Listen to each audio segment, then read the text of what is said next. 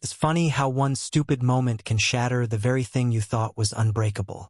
One letter slipping from my pocket, one set of eyes reading what was never meant for them, and suddenly the boy I love more than anything believes I've betrayed him. The music festival should have been the perfect night. Strings of neon lights glowed like fireflies across the open field, thousands of people swaying to the beat of a band we'd both loved since high school. It was supposed to be a celebration of us. A year of stolen kisses behind bleachers, of late-night drives down empty roads, of finally daring to hold hands in public. But now, under the roar of music and laughter, I can still hear the silence between us, louder than any song. His name is Ryan. He's the kind of boy you notice even when he's trying to disappear into a crowd. Messy hair falling into storm-gray eyes, a smile that usually feels like sunlight, but tonight it's gone. And me? I'm Adam, the idiot who lost the one thing that mattered most.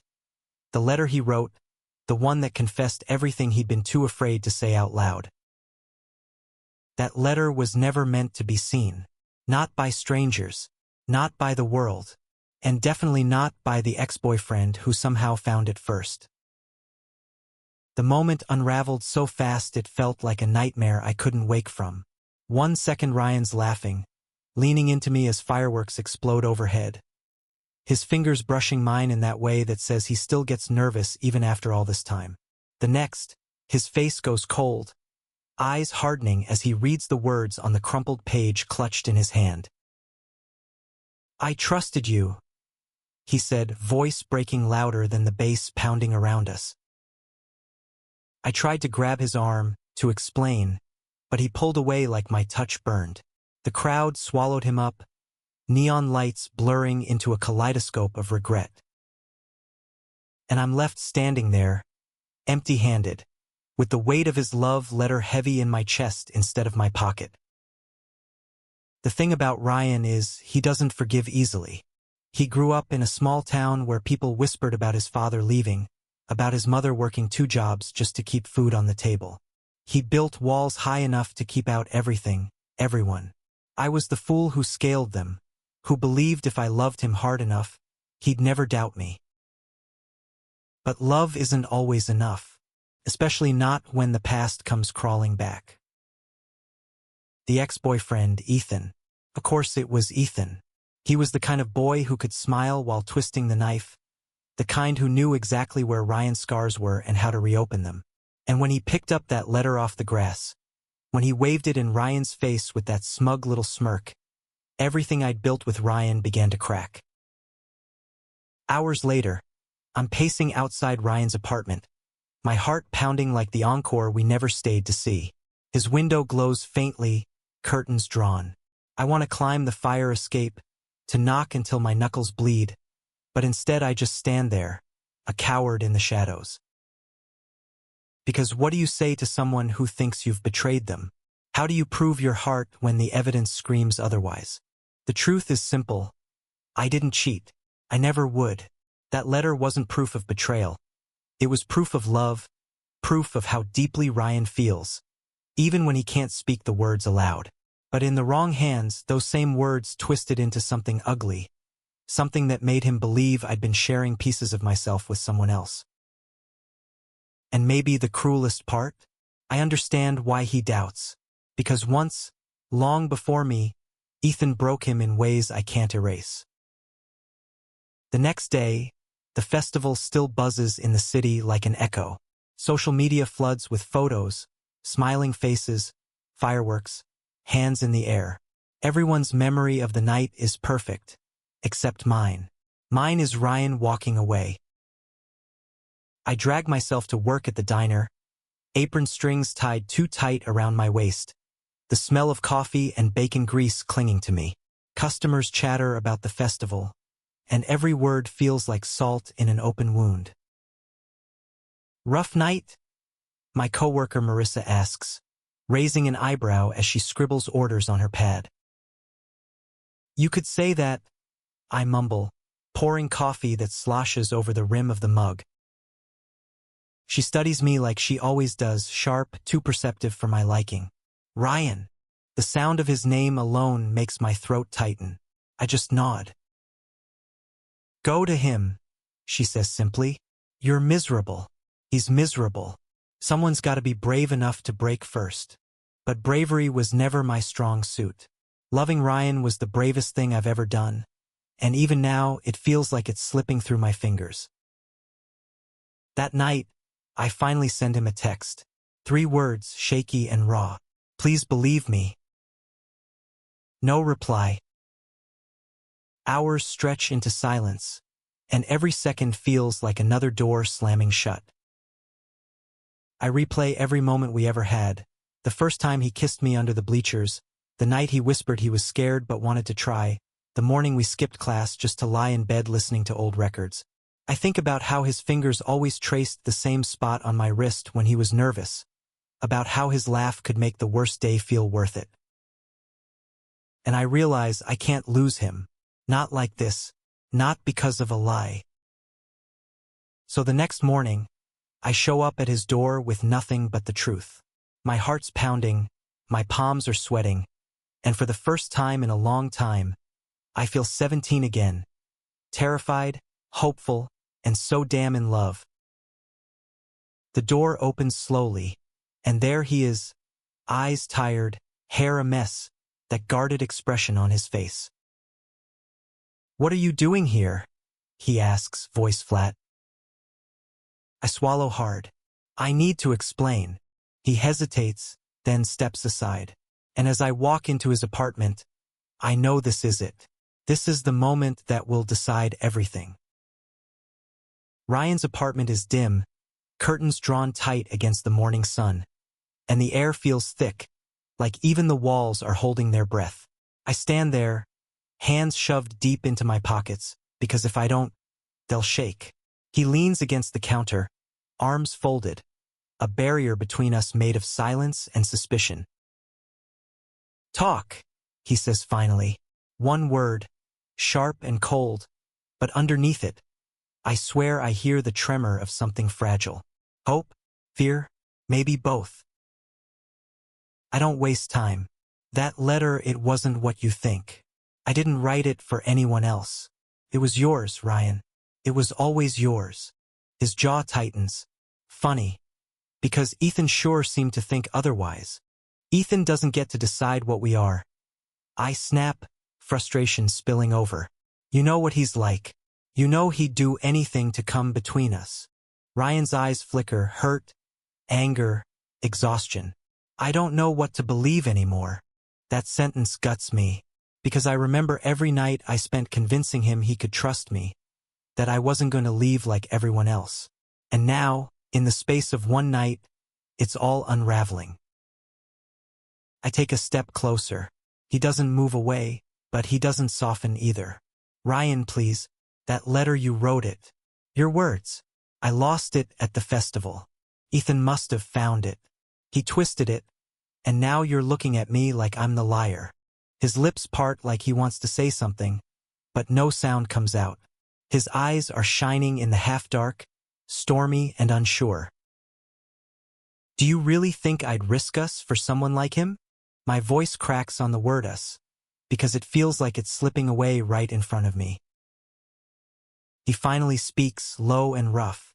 You don't get it. I've been here before. With him. Promises, words, things that felt real until they weren't. And when it all fell apart, it was me left standing in the ashes. He shakes his head. I can't go through that again, Adam.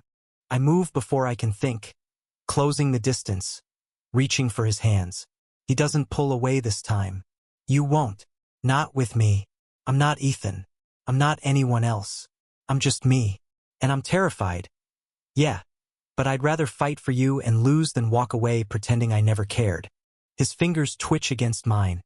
A small betrayal of the wall he's trying to hold. For a second, just a second, it feels like he might believe me.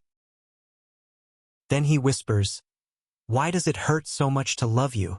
And I realize he's not asking for proof. He's asking if it's worth the risk. I want to tell him yes, that love always hurts, but with him it's worth every jagged edge. But words feel too small. So instead, I hold his hand tighter, anchoring him to me. Because it's real, I say simply.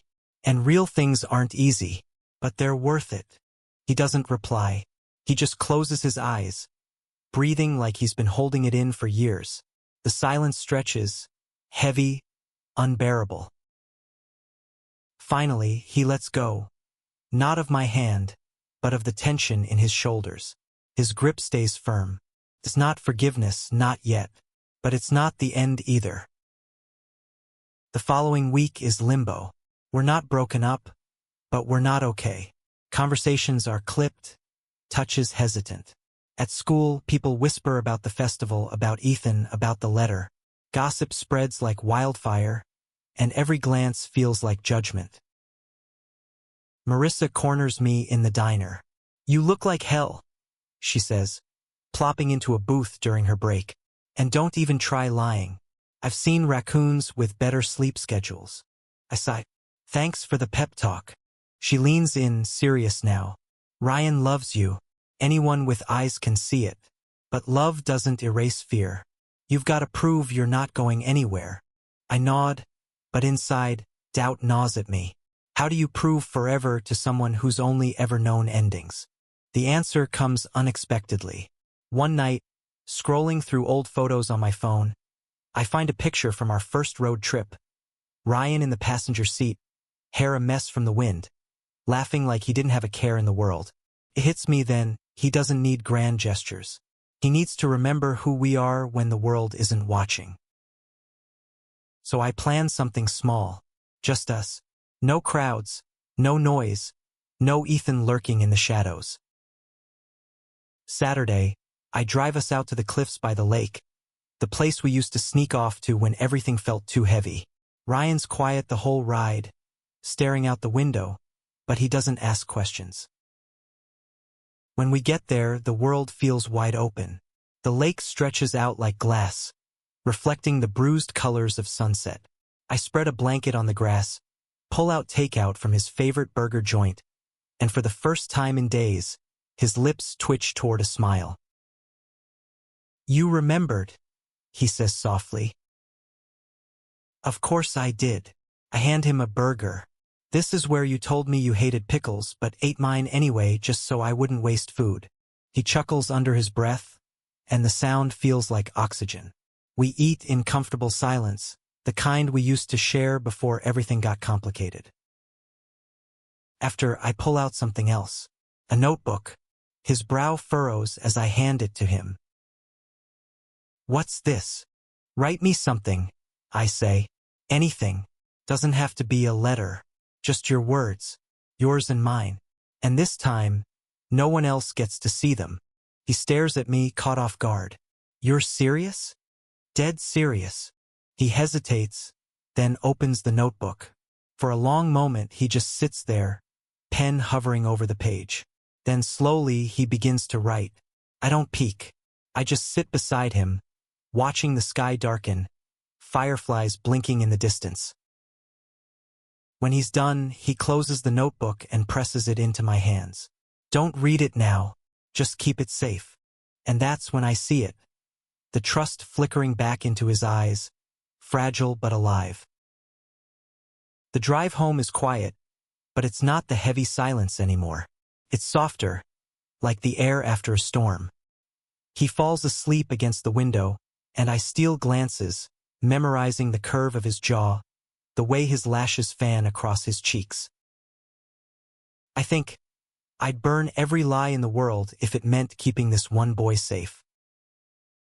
But life doesn't let us stay in peace for long. Monday morning, Ethan strikes again. He corners me in the school hallway, smirk plastered on his face. "Nice job at the festival," he sneers. "Didn't think you'd manage to screw things up so perfectly. Ryan deserves better." I clench my fists, fighting the urge to hit him. He already has better. Me. Ethan laughs, cruel and loud enough for others to hear. We'll see how long that lasts. Ryan turns the corner just in time to hear. His eyes flick between us, confusion and hurt flashing before he schools his expression. Without a word, he walks past, and my stomach drops. feels like the letter all over again. That night, I find him sitting on the bleachers at the old football field, knees drawn up, staring at the empty turf. I climb up beside him, but he doesn't look at me. "I'm tired," he says quietly, "of feeling like I'm waiting for the floor to drop out from under me." I swallow. "Then let me be the ground. Solid. Steady. I'm not leaving, Ryan. Not ever." Finally, he turns, and there are tears in his eyes. He whispers, "Promise." And I say the only thing that matters. Promise. For the first time since the festival, he leans into me, resting his head on my shoulder. And in that moment, I know we're not fixed, not yet. But we're on our way. The weeks that follow feel like walking on a tightrope. Every step careful, every word measured. Ryan and I hover somewhere between healing and breaking, and though he stays close, I can still feel the ghosts of his doubts. One night, while we sit on his couch watching some mindless sitcom rerun, I catch him staring. Not soft or dreamy, but searching, like he's trying to read something in me he's afraid to ask. "What?" I finally say, heart pounding. He shakes his head, eyes darting away. "Nothing." But it's not nothing. It's everything. The festival, Ethan, the letter. It's all still between us, heavy and unspoken. I want to believe the notebook he gave me that night at the cliffs is proof of trust returning. But he never asked me to read it. He never brought it up again. Sometimes I wonder if it's a test, if he's waiting to see if I'll betray him by opening it too soon. And maybe I'm waiting too, for the moment he'll finally let go of his fear. At school, rumors still buzz, though quieter now. Ethan's little performance didn't get him what he wanted. If anything, people have started to notice his obsession with Ryan, whispering about how desperate it seems. Still, he lurks, watching us with that same smug smile, like he's waiting for another chance to wedge himself between us. Marissa tells me to ignore him, but ignoring Ethan feels like waiting for a storm you know is coming. One Friday night, Ryan surprises me. "Drive," he says, tossing me his car keys. "Where?" He shrugs, a small grin tugging at his lips. "Anywhere." So we do. We drive past city lights, past highways that turn into back roads, past cornfields stretching endless under the stars. Music hums from the speakers, and for the first time in weeks, the tension eases. He rolls the window down, sticks his hand out into the wind, and looks at me with a smile that feels like the boy I first fell in love with. "You ever think about just not going back?" he asks. "To what?" "To all of it. The noise, the people, the rumors. Just starting over somewhere nobody knows our names." I glance at him, my chest aching. "Yeah, I think about it all the time." He turns back to the road ahead, quiet for a while, then says softly, "If I asked you to, would you?" It's not a question about escape. It's a question about love. And without hesitation, I answer, "Yes." We end up at a rundown gas station in the middle of nowhere, laughing at the flickering lights and buying cheap snacks we don't even want. He eats sour gummy worms with a grimace but refuses to spit them out, insisting he likes the challenge. And as stupid as it sounds, it feels like medicine. Small, silly moments stitching us back together. But when we drive back into town, the laughter fades. Because parked near Ryan's building is a car I know too well. Ethan's. Ryan notices too. His jaw tightens, his shoulders stiffen. "I'll handle it," I say, pulling into the lot. But Ryan shakes his head. "No, this time I need to." Ethan leans against his car, arms crossed, smirk firmly in place. Well, look who finally decided to show up." Ryan doesn't flinch. "What do you want, Ethan?"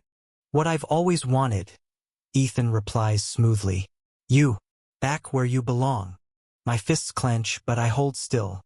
This isn't my battle, it's his. Ryan's voice is steady, but I can hear the anger underneath. "I don't belong to you. I never did. Ethan laughs. Come on, Ree. You and me, we were fire. You think this, he waves a hand at me like I'm disposable, is gonna last? He'll screw up just like everyone else. And when he does, I'll be right here. For a heartbeat, silence. My chest tightens, waiting, terrified. Then Ryan steps forward, eyes blazing. No, Ethan. When he screws up, we'll fight through it. Because that's what love is. Not manipulation. Not control. Not tearing someone down just to keep them. You don't know love. You only know power. And I'm done letting you have it over me. I don't breathe. Neither does Ethan. The words hang heavy in the air. Final. Undeniable. Ryan reaches for my hand, laces our fingers together, and squeezes tight. We're done here. We walk past him, and for the first time, Ethan doesn't follow. Later, in Ryan's apartment, he collapses onto the couch, covering his face with his hands. His whole body shakes, not from fear, but from release. I sit beside him, gently pulling his hands away. His eyes are wet, but his expression is fierce. I should have said that years ago, he whispers. I stroke his hair back, my throat thick. You did tonight. That's what matters. And then, for the first time since the festival, he kisses me like he's not afraid. But healing isn't linear. The next few days, he's quieter, withdrawn again, like standing up to Ethan opened wounds he thought were long scarred. I don't push. I just stay. One evening, he finally speaks. You ever feel like no matter how much you try, the world still wants you to be someone else? All the time, I admit. But then I remember, I don't have to be someone else. I just have to be the person you look at and decide to love. He stares at me, eyes wide and glassy, and then he laughs, small and broken. You always know what to say. Not always, I murmur, brushing my thumb over his knuckles. But I know I love you, and I'm not going anywhere. That night, he pulls the notebook out of his drawer and hands it to me. My pulse jumps. Are you sure? He nods. Read it. I open it, hands trembling. The first page is messy, ink smudged, like he was writing through tears. Says, I don't know how to love without fear, but I'm trying, because with him, fear feels smaller than hope. My chest burns. I turn the page. If he ever leaves, I don't know who I'll be. But if he stays, maybe I'll finally believe I deserve it. By the time I reach the end, my eyes are wet. I look at him, unable to speak. He whispers, so don't leave, please. And I promise him again, with everything in me, never. The next morning, the sun filters through the curtains, warm and golden. He's still asleep, his head resting on my chest, his breath slow and steady. And for the first time since the chaos began, I feel peace. Because love isn't about never falling. It's about choosing again and again to stand back up together. And I'll keep choosing him. Always. The car hums beneath us, the headlights cutting through the quiet night. Ryan doesn't say anything else, but the weight of his question lingers, pressing down on both of us. He drums his fingers against his thigh, eyes fixed on the horizon like he's searching for something he can't name. I reach over, my hand resting on his.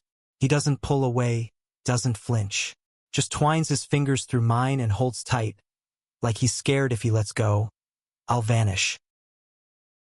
We stop at a lookout point where the city sprawls below us, glittering like spilled stars.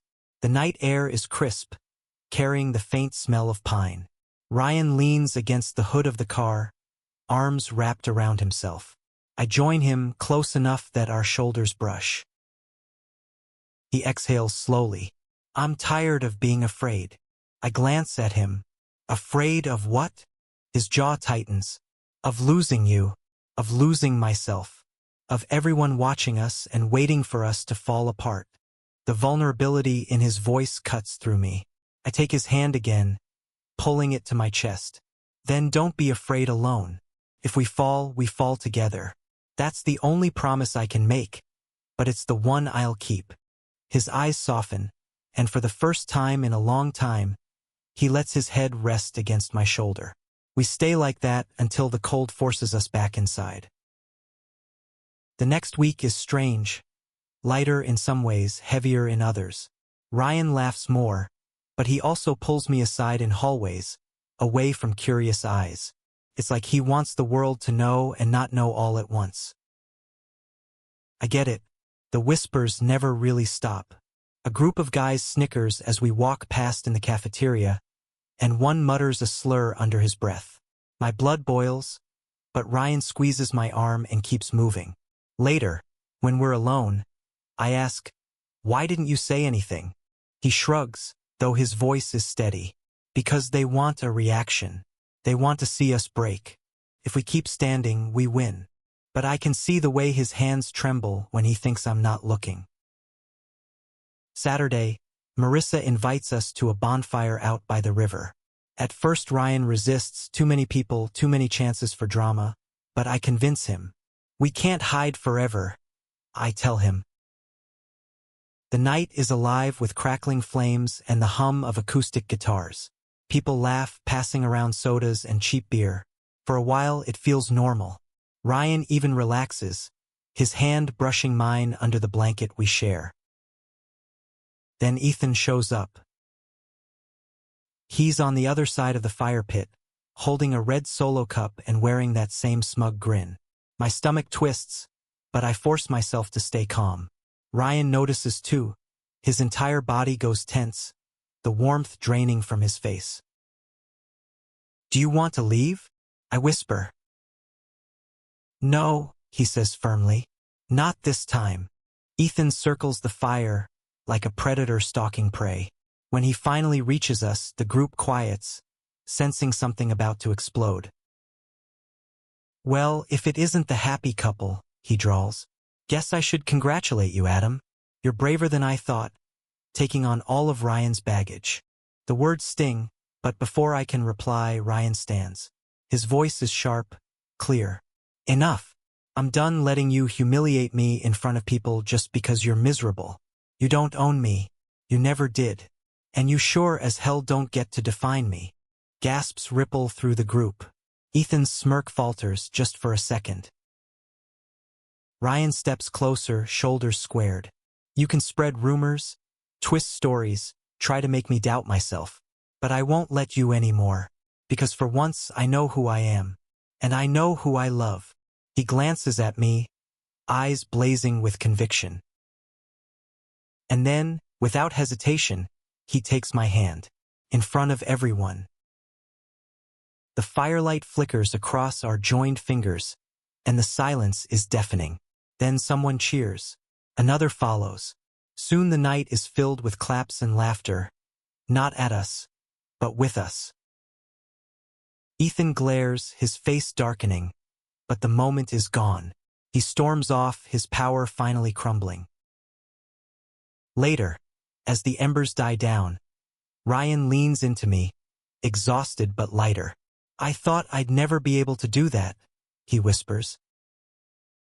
I kiss his temple. "You did. And you were perfect." His eyes meet mine, vulnerable and steady all at once. "I love you, Adam. More than I ever thought I could love anyone." My heart pounds, and I whisper back, "I love you too. Always."